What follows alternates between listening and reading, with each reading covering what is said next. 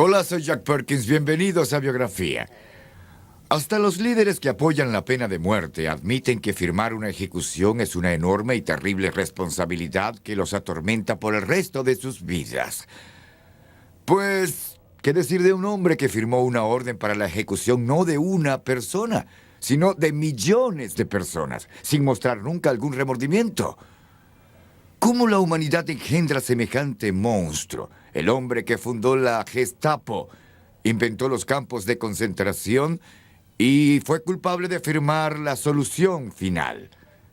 El segundo al mando de Hitler, Hermann Göring. Fue el as de la aviación en la Primera Guerra Mundial que ascendió entre la perfidia y el asesinato hasta ser el más poderoso del Tercer Reich, después de Hitler. Hermann Göring was the most amoral and dishonest and criminal of the Nazis. He was the gangster, Capone among the Nazis. He was a thief, he was a murderer, he was a blackguard, and he was one of the most popular of the entire bunch. Saqueó el arte y la riqueza de Europa y vivió como un príncipe renacentista. He appears in Roman togas with sandals covered with jewels, and he greets visitors fondling bowls full of diamonds and emeralds. He's often thought of as something of a buffoon, as the lovable Nazi, but in fact he was a brutal and ambitious man who played a very important part in fulfilling Hitler's ambitions. Negó tener conocimiento del Holocausto, sin embargo, él mismo firmó la orden que autorizaba los campos de exterminio. He wanted a complete solution to the Jewish question, the eradication, the genocide of European Jewry, and that's his most egregious crime. Hermann Göring, ambición sin conciencia. A finales del siglo XIX, Baviera, al sur de Alemania, era una región densamente boscosa, salpicada de castillos medievales. La provincia no había cambiado mucho desde la época feudal, cuando los caballeros teutones luchaban por preservar el cristianismo y proteger a castas doncellas del asedio de los infieles. Fue en este romántico mundo donde Hermann Wilhelm Göring nació el 12 de enero de 1893. Su padre, el doctor Heinrich Ernst Göring, era un oficial del cuerpo diplomático alemán. Franziska Göring, llamada Fanny, era la segunda esposa del doctor, 20 años menor que él. Los Göring y sus 4 hijos vivían en Haití, donde el doctor Göring servía como cónsul general alemán cuando Fanny quedó embarazada. Ella regresó a Baviera para que su hijo pudiera nacer en suelo alemán. And 6 weeks after Hermann was born, his mother, Fanny, went back to rejoin her husband in Haiti, leaving Hermann not even in the care of a relative, but with friends. El recuerdo más vívido de Hermann fue cuando le presentaron a su madre a la edad de 3 años. Cuando ella se detuvo a abrazarlo, él golpeó su desconocido rostro con sus pequeños puños. Los Göring se mudaron a Wildestein, un castillo del siglo XI en Baviera. Wildestein era casi una ruina, pero a Hermann le encantaba jugar a los soldados en sus muros. Wildestein pertenecía a Richard von Eppenstein, rico terrateniente judío amigo de la familia desde hacía muchos años. En verdad, von Eppenstein y Fanny Göring eran amantes. Como parte de este arreglo, a los Göring se les permitió vivir en el castillo. Göring was brought up in this rather romantic bohemian atmosphere, and his unfortunate father was forced to live in the gatehouse on the pension from Göring's mother's lover. Von Eppenstein malcrió al joven Hermann con regalos y mascotas y se convirtió en un modelo a través del cual el muchacho llegó a entender y apreciar el poder del dinero. A Hermann le gustaba vestirse de gala y jugar a los soldados con sus amigos en el castillo. Escenificaba gloriosas batallas entre caballeros teutones en las que él resultaba siempre vencedor. He was a big personality. He was a bossy individual. He liked to be king of the castle when he was playing kids' games. But it seems to fit very well with his personality later in life. I mean, he was a big personality in every sense of the word. A Hermann no le gustaba la escuela. Era obstinado y arrogante y los profesores no podían controlarlo. A los 12 años fue enviado a la escuela militar de Karlsruhe. El ceremonial y los uniformes de la escuela de cadetes agradaban al joven, que siempre se había imaginado a sí mismo como soldado. Experimentó un cambio abrupto al pasar de ser el peor estudiante al mejor de su clase. Después de graduarse en la escuela de cadetes, Goering, de 19 años, fue nombrado oficial en el regimiento de infantería del Príncipe Guillermo. Cuando empezó la Primera Guerra Mundial, Hermann demostró de nuevo iniciativa casi hasta llegar a la insubordinación. Se precipitó a la guerra como si ésta hubiese sido iniciada solo para él. Pronto se desilusionó al ver que las gloriosas batallas de su imaginación eran sustituidas por la sombría realidad de las húmedas trincheras. Enfermó y lo hospitalizaron con reumatismo. Su amigo Bruno Lorzer, quien había sido transferido a la aviación, visitaba a Hermann al hospital y lo deleitaba con historias de duelos en el aire y combates entre caballeros voladores. Esto se parecía al tipo de guerra que Hermann buscaba. Tan pronto salió del hospital, solicitó su admisión en la Fuerza Aérea. Goering was fascinated by aeroplanes, very excited. It seemed to him, I think, to encapsulate his image of soldierly heroism. Se decía que era un piloto hábil y osado. Para 1917 ya comandaba su propio escuadrón. En 1918, cuando se le atribuían 20 muertes, le fue concedida la medalla al mérito o Blue Max, la máxima medalla de honor de Alemania. Cuando Manfred von Richthofen, el famoso Barón Rojo, fue muerto, Goering, de 25 años, fue seleccionado para reemplazarlo como líder del primer escuadrón alemán. Era un gran honor. Se distribuyeron postales con la foto del joven comandante por toda Alemania. De regreso a su casa, Hermann Goering esperaba un recibimiento de héroe, pero encontró que ya no lo era. Alemania había perdido la guerra y la economía estaba arruinada. A lot of German soldiers, when World War I ended, didn't really have the sense that they had lost. Their armies had marched back intact into Germany. They hadn't been defeated in the field. And when the politicians came together at Versailles in France in 1919 to dictate the terms to the defeated Germany, the terms were harsh in the extreme. La ingratitud de sus coterráneos lo amargó y confundió. Lo peor era que no había empleo. Sus medallas y hazañas bélicas eran inútiles. Se fue a Dinamarca a trabajar como piloto de prueba. Apareció en demostraciones aéreas y con el tiempo se compró su propia nave. Al año siguiente, viajó por toda Escandinavia con un espectáculo de acrobacias aéreas. Goering was a very ambitious man. The dangerous part is that he didn't have a path. He didn't know where he was going. And so this unbridled ambition could take him really anywhere. Una tarde del invierno de 1920, un joven explorador sueco, el conde Erik von Rosen, contrató a Goering para que lo llevara a su castillo. El viaje significaría un cambio de rumbo en la vida de Goering. Erik von Rosen and Goering get into the plane, and it becomes a journey that neither one of them really expected. This very short 45-minute flight takes over 3 hours. There's a blizzard going on. They lose their way several times. They're both very seasick, and they finally touch down on the frozen lake next to Rockelstad Castle. Von Rosen invites him to spend the night. He looks up to the second story of the gallery, and he sees a woman coming down the staircase, almost descending like an angel from heaven. And this is Count von Rosen's sister-in-law. This is Karin. This is the woman who will become his first wife. Karin von Kanzel, de una belleza delicada y casi frágil, 5 años mayor que Goering, era casada y tenía un hijo. Pero de inmediato se sintió atraída por el apuesto joven aviador. Goering had to fly back to Stockholm, of course, to resume his duties, to go back to work. And he gave her a kiss goodbye on the hand, and he pretended to bite her. And she squeezed the wound until she saw several drops of blood there. And then she rubbed salt into the wound so that she would be able to feel him when he was gone. So from the very beginning, it was a very dramatic love story along the lines of Tristan and Isolde. And Karin told her sisters that we've taken the love potion and now we are helpless. Karin se divorció, renunció a la custodia de su hijo y siguió a Hermann a Alemania, donde se casaron. Había renunciado a su familia, su herencia y su posición social para estar con el hombre que amaba. Por su parte, Hermann temía no poder igualar la fe que ella le tenía. No obstante, a pesar de la inseguridad de Hermann sobre su futuro, Karin tenía confianza en el destino de su marido. Karen was a very political woman. She sensed very early on that there was a burning ambition and a burning desire for Goering to do something.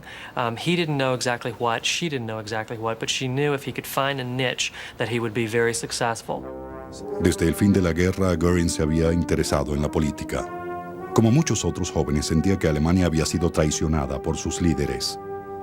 Así, una noche de 1922, en una reunión política, Hermann Goering notó a un hombre de mirada intensa, vestido con una arrugada chaqueta. Este hombre no solo alteraría el destino de Goering, sino también el del mundo entero. En 1922, con una esposa y una carrera sin ningún rumbo, Hermann Goering, de 30 años, pensaba en unirse a la política. Así, una noche en un bar de Múnich, Goering vio a Adolfo Hitler por primera vez. Hitler era el líder del partido de extrema derecha, el Partido Nacional Socialista de los Trabajadores. Los nazis, como se les conocía, estaban comprometidos con una revolución en Alemania y habían señalado a comunistas y judíos como sus enemigos ideológicos. Goering always claimed that the defining moment in his relationship with Hitler and with Nazism was his first meeting with Hitler. He was brought immediately under his spell. But Goering had been adrift really since the end of the First World War. He had been desperately unhappy about the state that Germany had fallen into. And here suddenly was a man saying, I can save it all. I think he really was completely captivated by it. Pero los nazis necesitaban a Goering más que él a ellos. Goering was an excellent salesman, partly because he apparently had a very good personality. He was very outgoing. He could make friends very easily. Un héroe de la guerra le daba algo de credibilidad necesaria al simple y heterogéneo grupo de seguidores de Hitler. Y contrario a los toscos líderes nazis, Goering se movía en los círculos de la clase alta junto a los grandes empresarios de quienes esperaban obtener apoyo financiero. It had the image of being a big popular movement financed by the masses, but in fact it was the big bankers, it was the big industrialists who were financing the Nazi Party. And this is where Hermann Goering came in, because he was the famous aviator. He had the blue Max Rider's neck on the ribbon. He wined and dined in high society. Hitler colocó a Goering a la cabeza de los camisas pardas o tropas de asalto. The brown shirts were a little private army of thugs and layabouts and tough young men who would keep order and make sure that no harm came to the Führer, Adolf Hitler. And Hermann Goering was the chief stormtrooper, as they were called. The Nazi Party in its early years was overwhelmingly a party of young men. And in fact, the profile of these men is not unlike the skinheads of today. Young men between the ages of 19 and 29 or 30, many of whom don't have jobs. En noviembre de 1923 reinaba el desempleo y la moneda alemana tenía poco valor. Hitler decidió que era el momento de tomar el poder. En un episodio que sería conocido como el golpe de la cervecería, Hitler y Goering condujeron a 3.000 hombres armados a las oficinas de gobierno en Múnich. La policía alemana los enfrentó y les disparó. En pocos minutos había terminado. Los nazis se dispersaron. Goering fue alcanzado por una bala en la ingle y se desplomó en un charco de sangre. Hitler escapó, pero pronto fue capturado y encarcelado. Goering wasn't caught. He was smuggled away by friends. He was desperately ill. He'd been hit in the groin by a bullet, an injury from which he never really recovered. The only way in which the pain could be dulled was by regular doses of morphine. Karen and Goering flee over the border into Italy. And all of this is taking a toll on Karen's health, of course. She's never been a particularly healthy woman, and now she's on the run with a very sick and drug-addicted husband. La adicción de Goering empeoró. La pareja viajó a Suecia, donde su dependencia aumentó al punto de atacar a su enfermera. Lo internaron en una celda para enfermos violentos en un sanatorio durante 3 meses. El héroe de guerra de 32 años había tocado fondo, pero Karen se había propuesto rescatarlo. She wrote him these letters, pleading with him to kick the habit, saying, you are too great a man. A magnificent future lies ahead of you. Please stop doing the drugs. Rescue yourself while you still can. And these letters are enormously moving letters to read. And you can truly say this woman is the woman who saved his life and brought him back from the abyss. Goering mejoró, pero la herida lo había dejado impotente. Pasarían 20 años antes de que pudiera controlar su adicción a la morfina. Por ahora, él y Karen se enfrentaban a un nuevo comienzo. Los honorarios del médico de Herman los había dejado sin dinero. Karen se vio obligada a subastar gran parte de sus bienes personales para pagar la renta. He was sitting in a room in their apartment, and there was an auction going on, and he was sitting in one room, and the auction was going on in the next room. And every time he heard the gavel fall, that meant that another one of Karen's family heirlooms had been sold. And every time the gavel fell, it was like a knife going into him. And after that, he swore that he would pull himself up and that he would give her back everything that she had lost. And that's when his megalomania first started. Para 1927, los nazis tenían tanta popularidad que finalmente era seguro el regreso de Karin Herman a Alemania. En poco tiempo, Göring estaba en el punto donde se había detenido, vendiendo el partido nazi a los grandes empresarios. En 1928 fue uno de los 12 miembros del partido nazi elegidos al Congreso. 5 años después del golpe de Múnich, Göring, mano derecha de Hitler, volvía a la cima. Pero aún con el auge de su fortuna profesional, la vida privada de Göring siguió siendo turbulenta. Las penurias de los últimos años habían hecho mella en la salud de Karin, a quien habían diagnosticado tuberculosis. En 1931 su condición era crítica. Herman se mantenía cerca de su lecho, pero entonces Hitler lo llamó a Berlín. A un paso de la muerte, Karin lo exhortó a ir, pues era importante para su carrera. Cuando llegó el fin, Herman estaba en Berlín discutiendo de política con Hitler. Göring returned to Stockholm immediately after he received the news that Karin had died. He was quite wild with despair, weeping and throwing himself over the coffin, screaming, "Now nothing holds me back." And this is very important because up to this time, Karin had really been a moderating influence on him. And with her dead, there was nothing holding him back. Herman estaba devastado de remordimiento y culpa por abandonar a Karin en su lecho de muerte. Pero no tenía tiempo para afligirse. El partido nazi se erguía firme ante el umbral de un poder sin precedentes y su Führer lo necesitaba. Después de la muerte de su amada esposa Karin, Hermann Göring volcó toda su energía a la búsqueda del poder de los nazis. En las elecciones de 1932, 13 millones de alemanes votaron por ellos. Göring fue electo presidente del Reichstag, o Congreso alemán.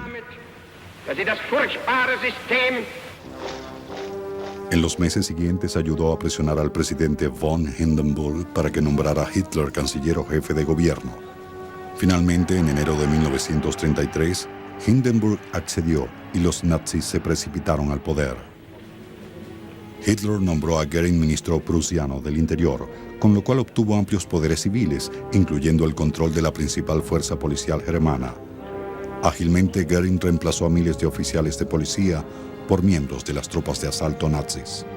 The Nazi bully boys could go around attacking socialists, smashing up trade union premises and intimidating all their opponents without any fear of hindrance or by the police, of arrest or prosecution. Göring creó una fuerza policíaca auxiliar que se encargaría de la subversión política, la Gestapo. Heinrich Himmler sería su jefe.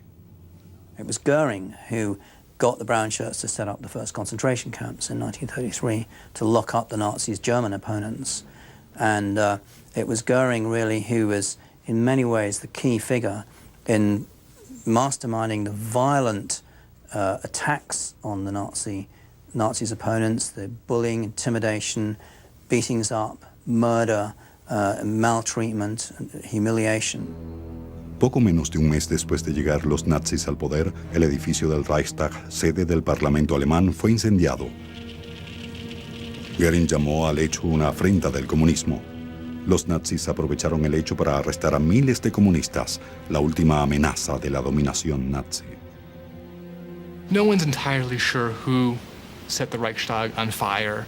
There are some to this day who believe that the Nazis did it, but there's no real firm evidence. Göring, Hitler, and others just took advantage of the situation and used it for their own purposes. Semanas después del incendio, el Parlamento alemán aprobó unánimemente designar a Adolfo Hitler dictador. Con Hitler en el poder, Goering se dispuso a consolidar su propia posición como el segundo hombre del Tercer Reich. Los camisas pardas, las tropas de asalto, con más de 2 millones de hombres, eran comandados por el rival de Goering, Ernst Röhm. Goering and Himmler, who had taken over from Goering as head of the German police, were concerned that Ernst Röhm had too much power because, after all, he was in command of 2 million brown shirts. And Röhm made no secret of the fact that he wanted this brown shirt army to replace the regular German army. Finally, Röhm was an embarrassment to the Nazis because it was well known that he was a practicing homosexual. They would later go on to kill thousands of homosexuals in concentration camps. Goering convenció a Hitler de que él podía conseguir el apoyo del ejército alemán si eliminaba a Röhm y disolvía a los camisas pardas. The deal was that I'll get rid of Röhm, I'll tame the brown shirts, if you will give me your support. I will have the army and big business on my side. Goering and Himmler urged Hitler to do this, in part because it was a way of eliminating Röhm as a rival. El 13 de junio de 1934 empezó la noche de los cuchillos largos. Röhm y los cientos de líderes de los camisas pardas fueron ajusticiados a balazos por la SS, bajo las órdenes de Hermann Göring y Heinrich Himmler. Con la muerte de sus rivales, Göring se erguía seguro ante la inminencia de un poder sin precedentes, y no había nada que lo detuviera. Göring y Himmler habían eliminado a Röhm y a los líderes de los camisas pardas en la noche de los cuchillos largos. El agradecido Führer nombró a Göring primer ministro de Prusia y ministro de la aviación. Ahora Göring era responsable de la creación de una fuerza aérea alemana, a pesar de que esto había sido prohibido por los términos del Tratado de Versalles.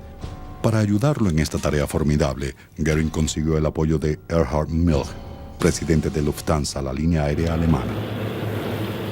Trabajando en secreto, Göring y Milch crearon una fuerza aérea alemana ante las narices de los aliados. En 1935, Hitler anunció con arrogancia la existencia de su nueva y poderosa Luftwaffe, con una flota de 1.800 aviones. Al año siguiente, Hitler designó a Göring jefe del plan económico de 4 años, por medio del cual Alemania sería autosuficiente en su preparación para la guerra. Göring, que admitía no saber nada de asuntos económicos, ahora estaba a cargo de toda la economía alemana. His power was immense, and of course the money that flowed as well, and the corruption that came with the money, and the wealth that came with the corruption and the money, and the oil paintings and the art collections and the statues. It was all Hermann Göring, and he was immensely popular because of it. A medida que el poder y el prestigio de Göring aumentaban, crecía su vanidad. Se diseñó ostentosos uniformes repletos de medallas, cruces y condecoraciones. Además, llevaba un bastón de mando incrustado de diamantes. Göring loved to wear jewelry. He would flounce around in very flamboyant clothes. Some claim he changed uniforms about 5 times a day, and he loved to dress up in nice, spiffy uniforms. En su papel de zar de la economía, tenía al empresariado y a la industria a sus pies. Sus favores y sobornos lo enriquecieron. Se construyó un pabellón de caza al norte de Berlín y lo llamó Karin Hall, en honor a su fallecida esposa. Karin Hall was an extraordinarily opulent, almost vulgar building.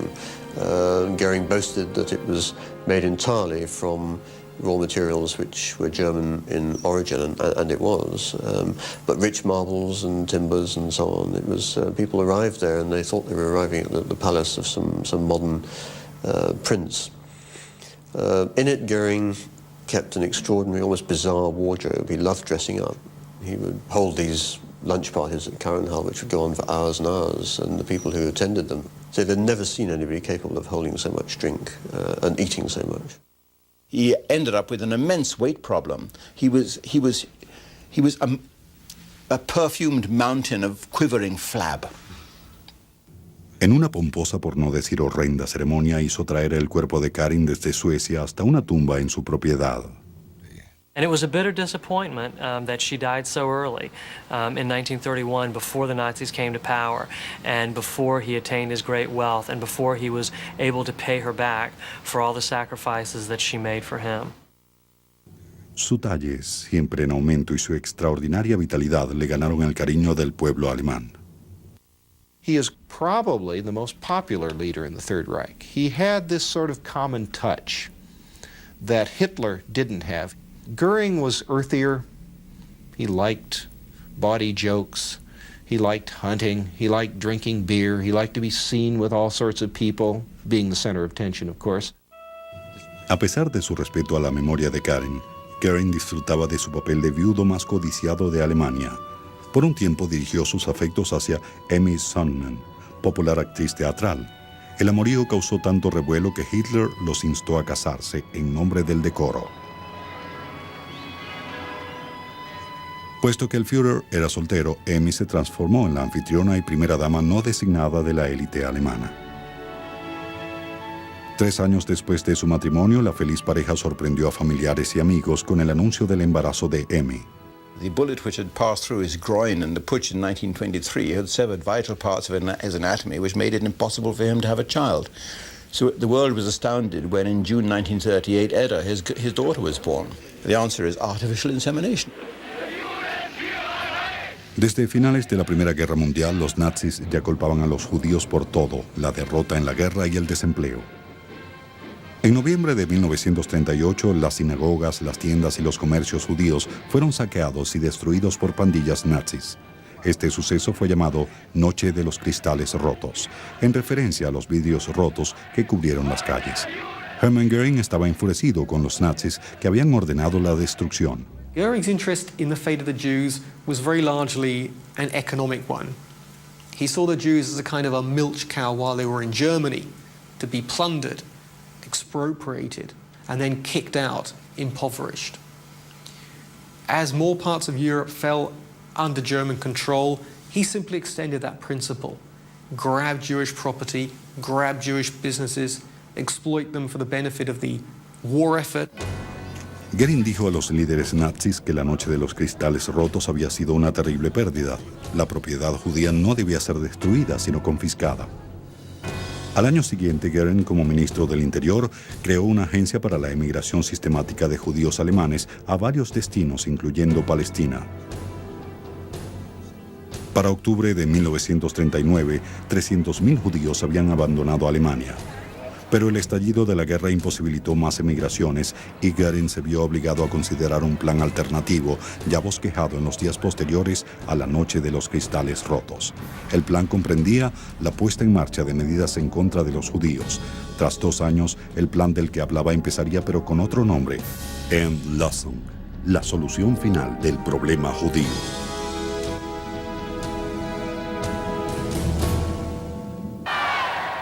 En 1939, mientras Alemania intimidaba al mundo con una guerra, Hitler declaró a Hermann Göring segundo al mando y heredero natural. He was in a straitjacket, for God's sake, locked away in a room in a lunatic asylum in Sweden.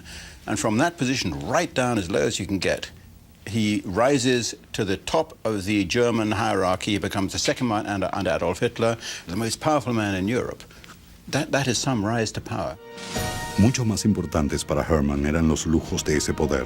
Dinero, joyas, palacios repletos de tesoros artísticos, los platos y los licores más finos y el cariño de la gente. Había logrado todo aquello con lo que había soñado. Ahora lo perdería todo. Göring did not want war primarily for personal, not political reasons. He was doing quite well financially.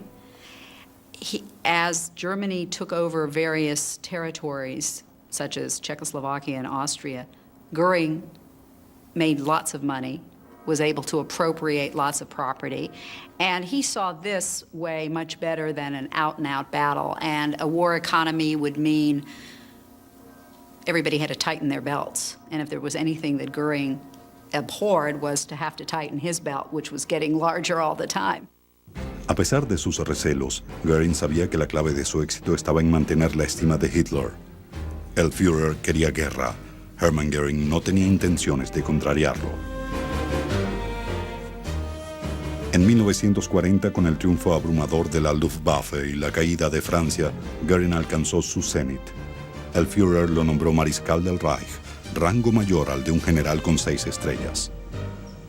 Göring no era solo el dictador económico de Alemania y comandante de la victoriosa Luftwaffe. Ahora era el militar con el rango más alto del país. Pero en un mes, la suerte de Göring empezó a cambiar. Las conquistas relativamente fáciles de Hitler en ese año habían despertado su ambición. En el verano de 1940, puso la mira en Gran Bretaña. Göring le alardeó a Hitler que la Luftwaffe bombardearía a los ingleses hasta causar su pronta rendición. El 13 de agosto de 1940 comenzó la batalla de Inglaterra. Desde el primer día, se hizo evidente que la Luftwaffe estaba en serios problemas. Los rápidos bombarderos de la Blitzkrieg no eran lo suficientemente pesados para el tipo de bombardeo necesario en Gran Bretaña. Además, consiguieron una fiera oposición de la Real Fuerza Aérea. La Luftwaffe de Göring sufrió graves pérdidas. He was trying to do too much. If you wanted to be Supreme Commander of the Air Force, you didn't at the same time try to run large parts of the economy, try to be a major Nazi politician. But he was unwilling to delegate responsibility to subordinates, jealous of delegating responsibility. La batalla de Inglaterra fue la primera derrota de la maquinaria bélica del Tercer Reich. A partir de entonces, Hitler empezó a desconfiar de su comandante. Desde la noche de los cristales rotos, Göring había discutido con otros miembros de la élite nazi, pero nunca con Hitler, sobre el destino de los judíos en Alemania y en los países conquistados. Hitler llamó a los judíos destructores de la civilización y apoyó su expulsión de Europa de cualquier forma práctica. Antes de junio de 1941, el plan nazi para los judíos era la deportación a la isla de Madagascar, en las costas de África. Pero la costosa invasión de Rusia hizo irrealizable el plan Madagascar. Ahora Hitler veía la erradicación como la única elección y dio a conocer su conclusión a los jefes de la Gestapo. Reinhard Heinrich, jefe encargado de la SS, escribió una orden y la envió a Göring, mariscal del Reich, para su firma. La orden autorizaba a la Gestapo a emprender lo que se denominó la solución final del problema judío.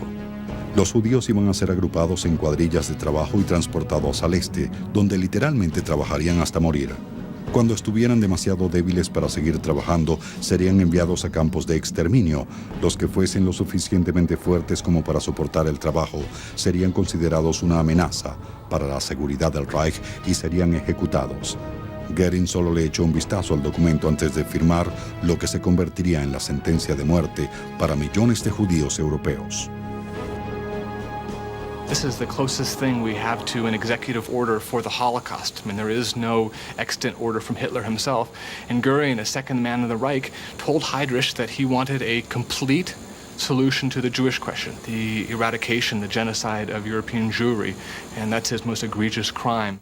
He complained bitterly that valuable resources were being lost when skilled Jewish workers were murdered, but as a man who shared the anti-Semitic convictions of the rest of the Nazis, he didn't care that much about the fate of the Jews, and he certainly wasn't going to jeopardize his position with the Führer by intervening to obstruct the mass murder program. El régimen nazi mató entre 5 y 6 millones de judíos. Para Hermann Göring fue más cómodo ignorar las consecuencias de su orden. Para él, los campos de exterminio no existían. En el invierno de 1942, el ejército alemán estaba atrapado y rodeado en las afueras de Stalingrado. Hitler no quería admitir la derrota, ni siquiera el estancamiento, y buscaba alguna salida favorable. Göring estaba ansioso de redimirse ante Hitler. La batalla de Gran Bretaña había empañado su imagen de héroe conquistador alemán. La derrota había conjurado sentimientos infantiles de falta de afecto y rechazo, sentimientos que trató de aplacar con morfina. Quería desesperadamente volver a ser el victorioso caballero de Alemania. Stalingrado se presentaba como su oportunidad de oro. Sin consultar a sus comandantes de la Luftwaffe, le dijo a Hitler que su fuerza aérea salvaría al ejército. Hitler was desperate to win the Battle of Stalingrad. He clutched at this straw which Göring offered him. El clima ruso hizo imposible el rescate. Incluso entonces Göring, en su sed de gloria, subestimó en alto grado el número de aviones que necesitaría.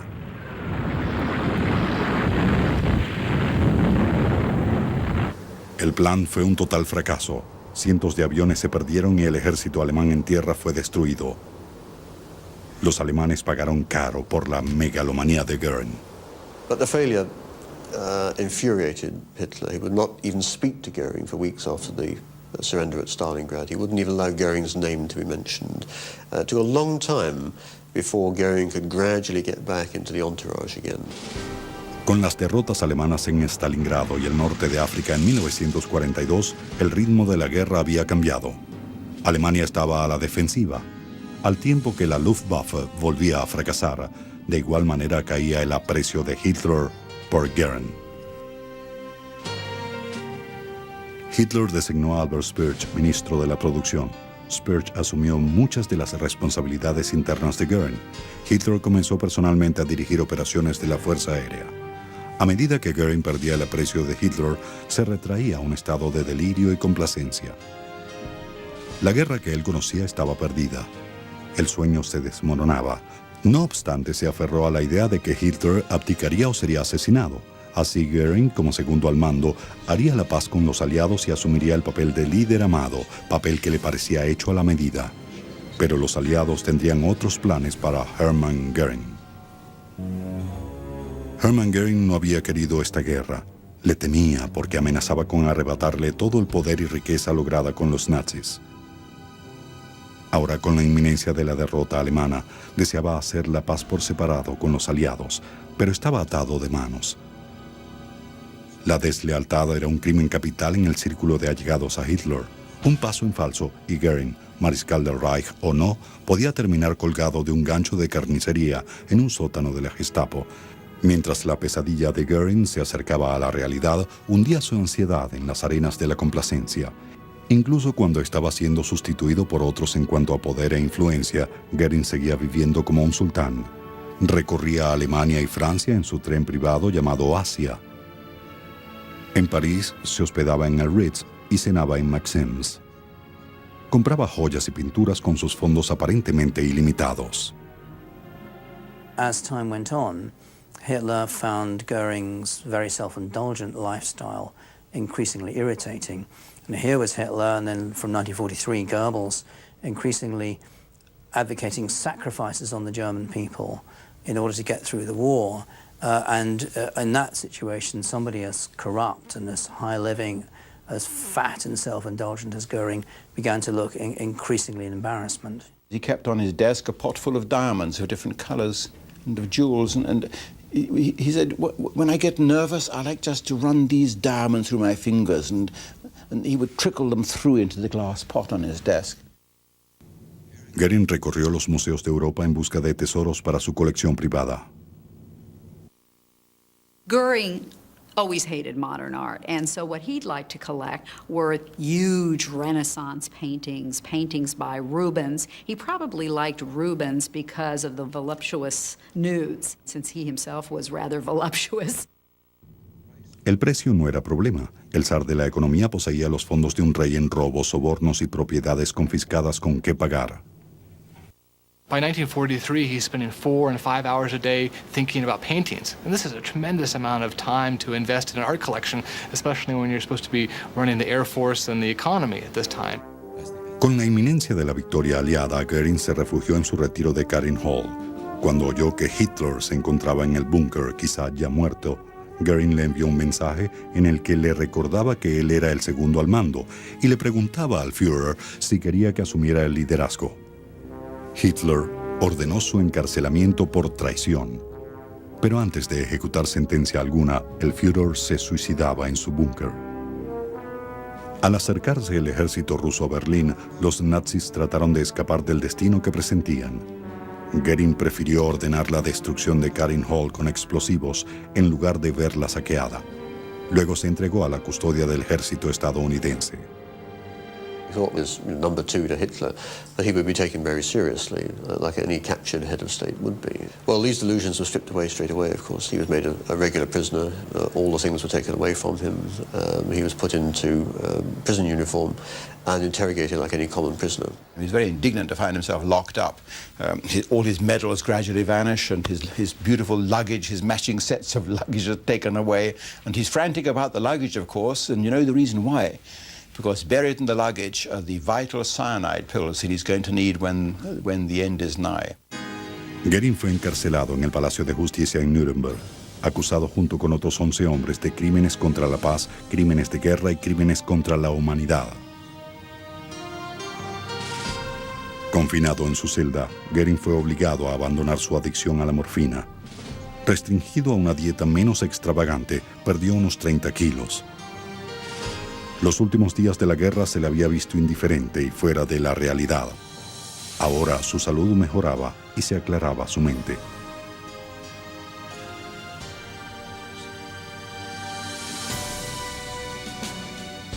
Cuando el juicio empezó, Goering estaba en perfecto estado. Defendió las acciones propias y las del régimen nazi. Nuremberg shows us what Goering was capable of, that he was intelligent, that he was a skilled orator, that he was a gifted politician, that we should not underestimate him. He was not a mere buffoon. He was an intelligent and at times terrifying person. Estoy dispuesto a quedar en la historia alemana como un gran hombre, dijo a su médico. Si no puedo convencer a la corte, al menos convenceré al pueblo alemán de que todo lo que hice fue por el gran Reich alemán. En 50 o 60 años habrá estatuas de Hermann Goering por toda Alemania.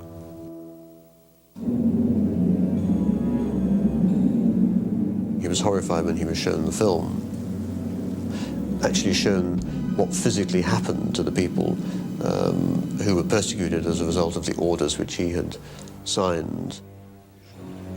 Uno por uno, los demás acusados sucumbieron, admitieron su culpa o culparon a Hitler por sus crímenes. Solo Goering se mantuvo firme. Dijo a la corte que no admitiría la culpa ni para sí ni para su país. El 1 de octubre de 1946, el tribunal dictó sentencia a Hermann Goering. No existe ningún atenuante, dijeron. Su crimen es único en magnitud. Fue sentenciado a la horca. Pero al final, el saqueador de Europa robó incluso a su verdugo. Cuando fueron a buscarlo, yacía muerto en su celda, envenenado con cianuro. Era el 15 de octubre de 1946. Tenía 53 años. Se ha especulado mucho que Goering convenció a un guardia de recobrar de su equipaje una cápsula con veneno, pero eso nunca se ha probado. Toda su vida, Hermann Goering buscó la fama y el reconocimiento para compensar los rechazos de su temprana existencia. Su megalomanía lo llevó a unirse a uno de los regímenes más criminales de la historia moderna. Pero incluso entre los monstruos del Tercer Reich, su villanía se destaca. Ultimately, he was a thug, he was a murderer, he was an extremely adept politician, but he was a man who probably, against his own better instincts, became a party to a genocide against the Jews, even when it was running against the interests of the Third Reich. And that, I think, shows that he was not a figure of any kind of stature, but in fact a contemptible figure. I think that under a different set of circumstances, Goering would have taken a different path. I think that he was not inherently an evil man, but he bound himself to Hitler utterly and became dragged down into Hitler's evil as well. I think we learn perhaps more through Hermann Goering than any of the other Nazi leaders, that the Nazis were not monsters. They were not aliens. They were human beings. In a sense, they are us in our worst moments.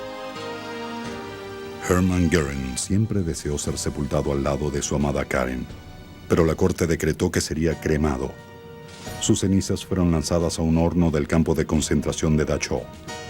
A más de 50 años de su muerte, la tumba de Karen Goering yace sola y desolada, y no hay estatuas de Hermann Goering en ningún lugar de Alemania. El creador de los campos de concentración murió en una celda de alta seguridad, causando su propia muerte con la misma facilidad con la que provocó la de millones de personas. Para Biografía, soy Jack Perkins. Hasta la próxima.